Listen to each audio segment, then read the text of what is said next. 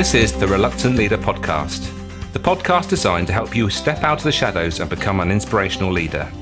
I'm your host, Mark Terrell, and each episode I will be getting to grips with a leadership topic by interviewing an expert in their field. I'll be picking their brains for those golden nuggets that will help you be the best you can be. Make sure you don't miss an episode by subscribing at thereluctantleader.co.uk, and please feel free to connect with me on LinkedIn. So let's get on with the show. In today's episode, I'll be talking to Ali Stewart about Attitudes and Behaviours. Ali Stewart is an entrepreneurial executive and leadership coach who teaches the award-winning Liberating Leadership System to leaders across the world. Ali and Derek Biddle have been testing and developing the model together for over 20 years. She runs the accreditation body for facilitators wanting access to the model to help their clients and has authored other powerful books in the series. Ali is a liberated leader of her own company. Hope you enjoy this episode, and I will see you on the other side.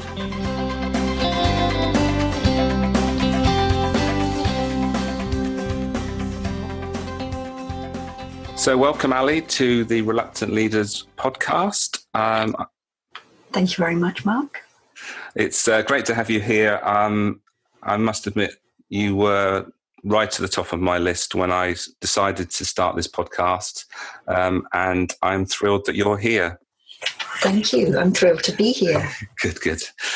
So we're going to be talking about some the attitudes and behaviours of leaders and how a reluctant leader can actually instill better attitudes and behaviours in their team, and also have a better attitude and behaviour themselves. Before we get stuck into that, I'd be really interested to find out what was the pivotal moment that started you down the path of what you do and why you do it. What was that moment? Oh, well, that's quite curious, Mark, because I had been building a management consultancy with a couple of others for many years. And we were using a great many psychometric tools which seek to understand the mind. And in 2003, I went off on the 4-day Insights Discovery Accreditation. I thought it was just another tool to add to our kit bag. But the 4-day accreditation blew me away. And when I got back to the office, I said, I just want to do this now. And they said, no, you can't. And I said, well, I'm sorry, I've got to go and do this now. So I started my own company in 2004 just to be able to coach with the Insights tool. But curiously, while I was growing the management consultancy with chartered occupational psychologist Dr. Derek Biddle, we had been working together on a leadership program, which I took with me. I was kind of holding it. And then when I started coaching people with insights to look at themselves and their own style, it just automatically led to discussions, because I said, your leaders could really do with help. Can I come and talk to you about your leaders? So one thing led to another. That's excellent. And from what I know, the Liberating Leadership program that you use now, that wasn't initially what you started with. You had something else that you started off with. Is that right? Well, all the while Derek and I were developing it, it was called Leading and Developing High Performance. It was simply a working title. It was a bit of a mouthful, but we couldn't think of anything better to actually describe it. So as we were developing it, it became a training manual, and we were testing it with all of our clients. And clients at the time were big companies like Gillette and Vodafone and the Foreign and Commonwealth Office, Friends Providence, Severn Trent Water. So big private companies, big public organisations, local authorities, loads of other companies up and down the country. And we tested and refined the work and wrote questionnaires to help leaders along the way.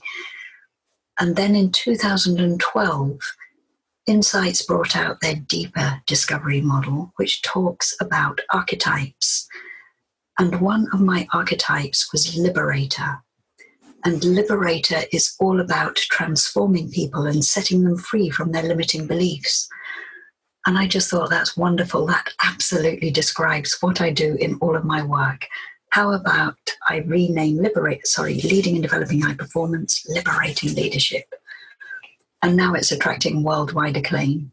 Absolutely, and I think the important lesson there is to find something that sort of fires you up and it gives you a vision, which is obviously part of liberating leadership. You talk about visioning, and once you have that vision, it's so important, isn't it?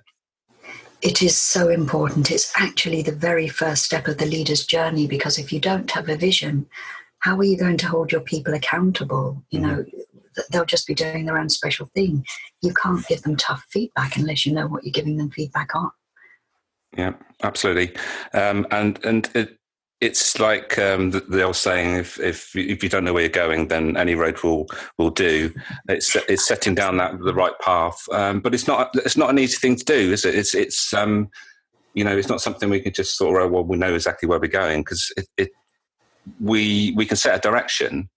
But I think that the important thing is it's setting that direction. It's not necessarily where we end up, but we've got to actually set that direction. Exactly. And an example of that is working with the leadership team of a primary school recently. And I was trying to help them to set their vision. And it was to, have a happy place for children and help them to learn and grow. So this all sounds very normal. Why would I bring my child to this primary school instead of the primary school 2 blocks down? And I said to the head, you're fairly new. What did you see when you came here? Why did you want to be the head here? He said, well, it's a very poor community. The parents don't have a great regard for the school, and there are bars on the windows. And he said, I thought it looked more like a prison. And I walked around here during my interview, and I thought, I want to get the bars off the windows. Now, when he said that had a visceral reaction in me, because now I want to do everything I can to help him get the bars off the windows, because that means developing the children, the staff, the community, the parents, everybody around. Yeah, absolutely. And it's such a simple vision, isn't it? Simple, we just put it into one sentence. I want to get the bars off the window. It's a great cause. And people can buy into it very easily. So it doesn't have to be a complicated thing, does it, the vision?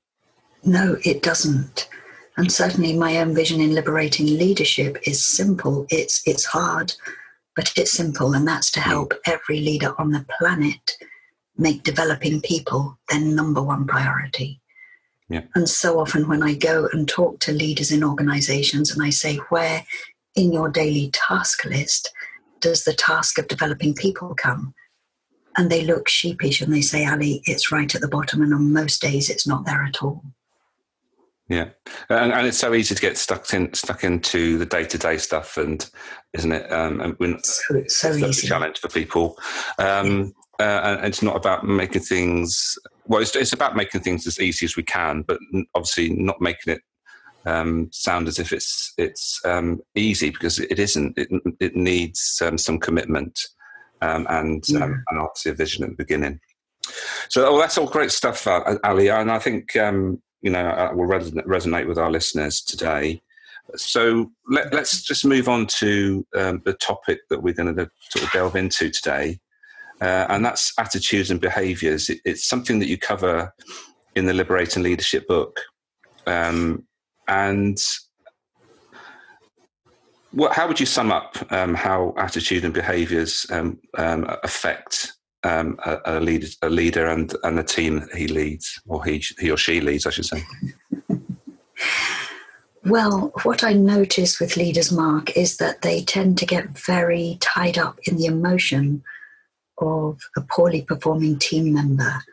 And when I talk to them, they say, do you know what they did then? And they did this and they did that. Can you believe that? And they're so wrapped up in the awful wrongdoings of the person.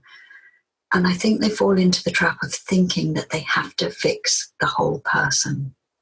And in fact, leaders only have to address attitudes and behaviours. And just to explain, we talk about the onion model.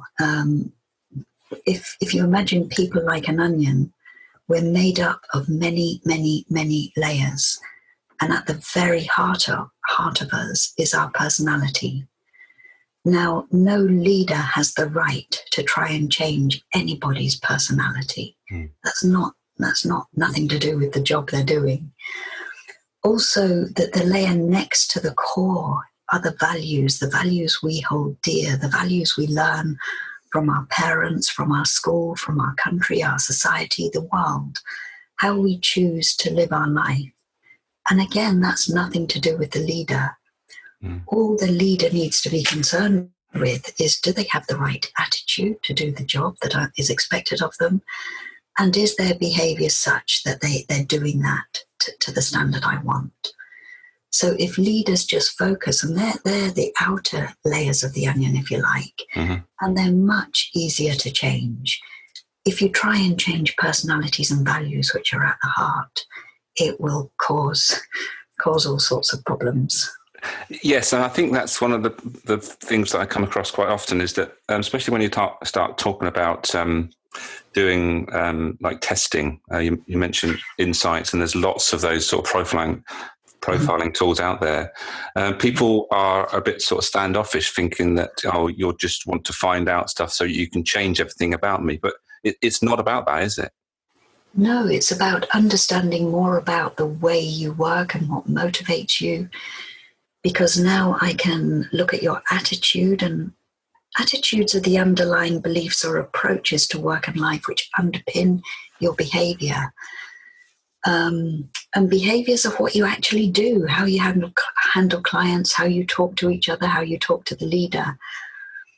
And you get into so much difficulty. You know, there's been court cases where, you know, people have worn a crucifix to work, and you know, that's gone all the way to court because that is attacking the person's central values and beliefs.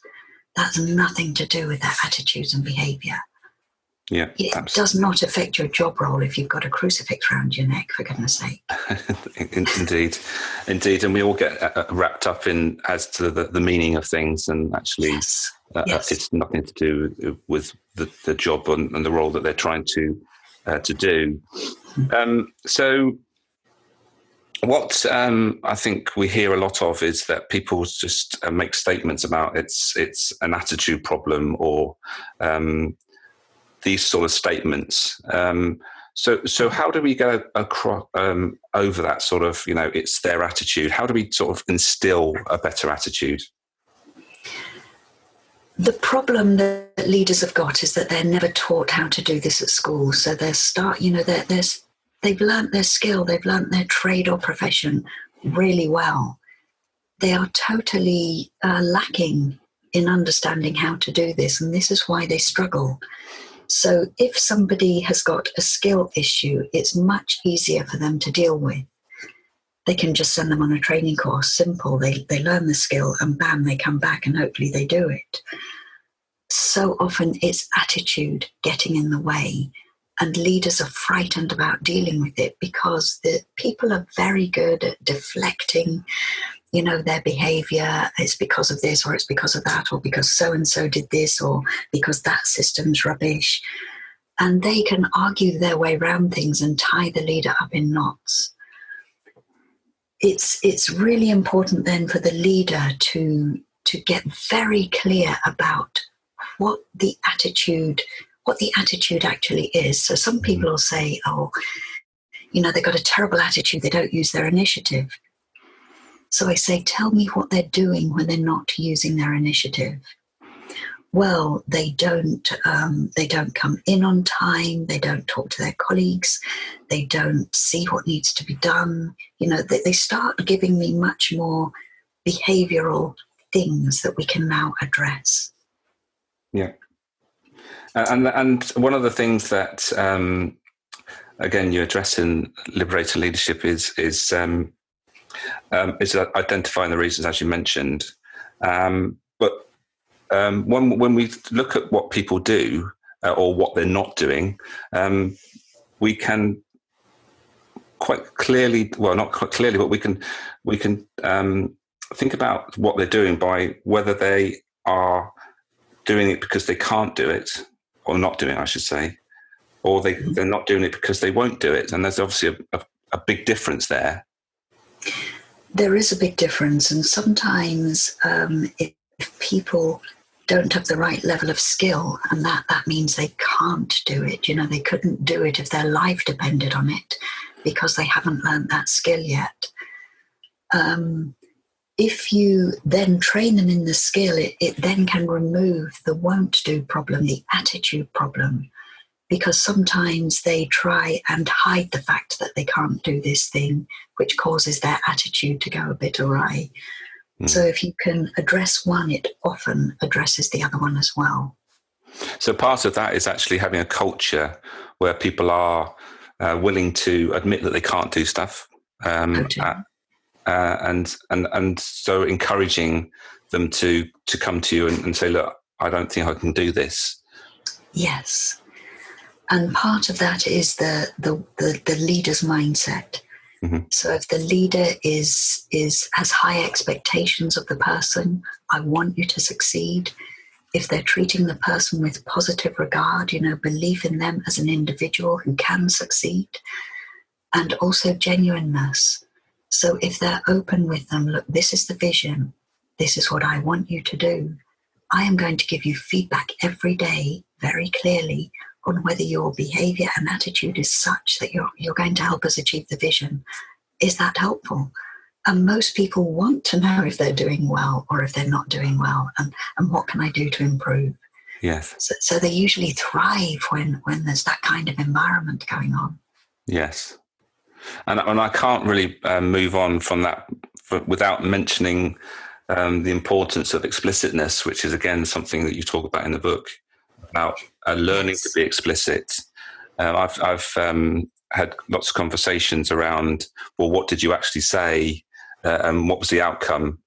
And if you actually take responsibility for the outcome as to if it didn't happen, then what did I do? What could I do more of, or what could I do different to make sure that the outcome is right? Being the leader, and being more explicit is really important. But again, it's not easy, is it? No, it's not easy. And, culturally, in some organizations, it just doesn't happen because they have a more possibly bolshy attitude. I was chucked in at the deep end and I've made my way, so I'm going to chuck them in at the deep end. All sorts of things can be getting in the way, and being explicit does take longer in the short term, but it reaps dividends in the long term. So if we're imagining somebody is coming into a call center, you're a call center manager and a new employee comes in, you might look at their CV and think, well, they've worked in 3 different call centers before. I can just stick them on the phone and they'll just get going. That is so totally wrong, because they don't know how you do things around here and how they're going to be measured here in this environment. So if you say to them very clearly, look, in this organization, we expect the phone to be answered within 3 rings. If it rings for any more than 3 rings, that will be a bad mark against you. It's just simply not acceptable. We answer the phone within 3 rings. Is that clear? Yes, that's totally clear. We switch off from whatever else we're doing when we answer the phone, and we smile when we pick up the phone, because that comes across when you speak. And we use the person's name. We ask them for their name and use their name throughout the call. Is that okay? Does that feel comfortable for you? So you're giving the people very explicit instructions on how they can succeed, and not just leaving them to fail.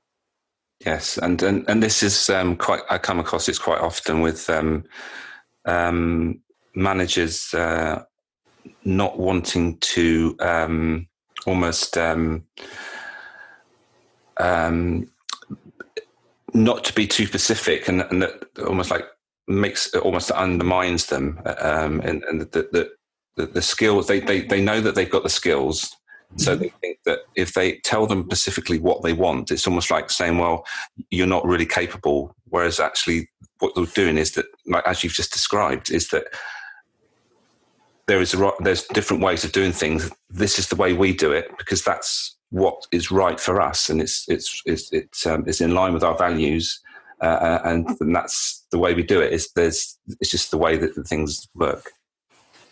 That's absolutely right. And part of explicitness is also making it super clear what will happen if they don't do the thing. Yeah. So that people know, if I do this, I'll succeed, and if I do that, I won't. It makes it very clear. And, we can see lots in films, like the film Coach Carter with Samuel L. Jackson. When he goes to meet a new unruly team of basketball players in a high school, he goes in with a contract. If you want to play on this team, these are the rules. Practice starts at 3 p.m. As of 2:55, you're late. If you're late, you do push-ups. So they know exactly what they have to do to succeed or fail. Yes, I remember when I was on your course, Ali, you talked about your son, and I think that resonates with definitely with parents. I think the stories around him putting his washing out on time. So yes, when he was 15 years old and very unruly and very loud-mouthed and stroppy, he thought he knew everything, and he was in danger of being expelled from a very good school. So that the question to him was, do you want to achieve your GCSEs or don't you? The answer was yes. So then I had agreement to coach him. So one of the, as you rightly remember, Mark, one of the things was, because I said, well, just sort out your whole life while we're here, shall we? And he agreed. So I said, your washing must be in the washing basket, which is outside your bedroom door, by 7 p.m. on a Friday night. If it's even 7:01 p.m., it will be late and there will be a penalty. And he and I had agreed a whole list of penalties, like, remove your mobile phone for the weekend, or, a whole list of things. Mm-hmm. So if I just said to him, your washing must be in the washing basket by 7 o'clock on a Friday, it could be open to interpretation. Maybe she means around 7 o'clock, maybe 5 past will be okay. He was under no illusion it could not be any later than 7 p.m. And then the first time he did it, if I'm setting down these goals for us to achieve, as the leader, I need to be there to see it. So on the very first Friday, I go to the washing basket at 7 p.m. and his washing is in there. And I just want to say, hallelujah, I've waited 15 years for this to happen. But instead, I need to recognize and reinforce that behavior that I want. So I knock on his bedroom door and I say, hey, Sam, that's terrific. Thank you so much for putting your washing in the basket. Can you do that for me again next week?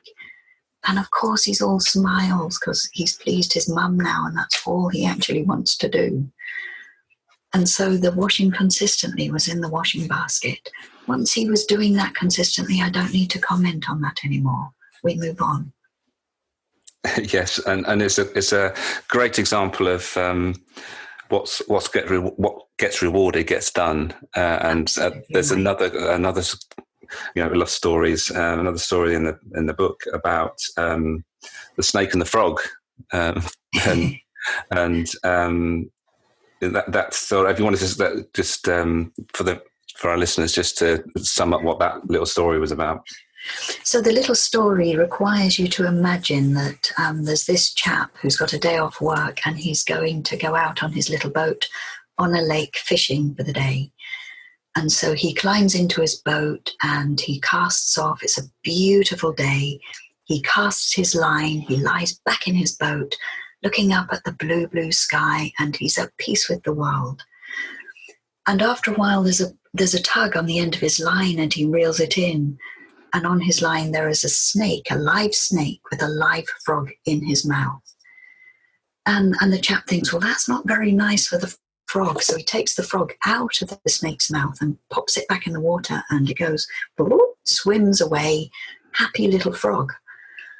But then he's now left holding the snake, and he thinks, well, that wasn't perhaps the kindest thing I could have done for the snake. But all he's got in his boat is his little hip flask of brandy.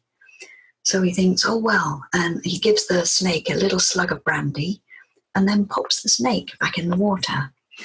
And he lies back in his boat thinking he's done well, happy snake, happy frog. And then 10 seconds later, there's a knocking on the side of his boat, and up pops the snake. And this time it's got 2 frogs in his mouth. So the moral of the story is what gets measured gets done, as you say. Yes, indeed. I get 2 frogs for brandy. Great. Yes, brandy. and it's so easy though, isn't it, to try and please everybody. So easy. But like I said earlier, it's what comes back at you is actually a reflection of what you've done, and you've got to obviously take that on board and say, well, yes. Okay, I didn't want that outcome. What could I have done differently to get the outcome that I was wanting? And so we've got to obviously be aware of that. And it's obviously, we learn by our lessons and being aware of the things that are happening. And if we carry on doing the same things, what can we expect? You'll get what you've always got. The same things. Great stuff. This has been really interesting, Ali. I just think before we finish off, I'd like just some pearls of wisdom from you. And what I'm going to ask you is what 3 things can we do to help with better attitudes in 2 ways, really. Firstly, for ourselves as a leader, and secondly, how can we instill better attitudes and behaviours in our team? Well, for ourselves, we've got the lovely OK Corral model, which comes from transactional analysis, Mark, which if you just check in with yourself before you need to have any discussion with a team member, how am I feeling about me right now? Am I feeling competent and okay, or am I not? And how am I feeling about the other person? Do I think they're an okay, decent person, worthy of me talking to them, or not? Because if you're feeling anything less than feeling I'm okay about me and I'm also feeling okay about you, the conversation is not going to go very well. So just check in with yourself. If you're feeling a bit jaded about the person, just go and make yourself a cup of coffee first before you talk to them and get yourself into an I'm okay and you're okay state. Mm-hmm. That's really helpful. Yep. When you're talking to them about attitude, make it specific and make it behavioral. What about their attitude is wrong, so that you can give them very clear feedback. And a third thing, just be kind to yourself. You're not going to get it right all the time. So the best you can do is keep trying and trying again. And just keep doing it until you get it right. And write things down just to clear your head. Yes. And I suppose that what you've talked about there is actually just, like you say, give yourself time and breathe. And if you're feeling under pressure, try to, find the best way to take that pressure off yourself, I guess. Absolutely right. And breathing and drinking water and just taking 5 minutes out is a great way of just restoring your sense of self. Yeah. The simple things make a big difference. Absolutely. Well, thank you, Ali. It's been the time's flown by, and I know that you've given great value for the listeners. I will put all the details in the show notes and how you can contact Ali and find out a bit more about Ali and what she does and liberating leadership. And so for now, thank you, Ali. Thank you very much, Mark.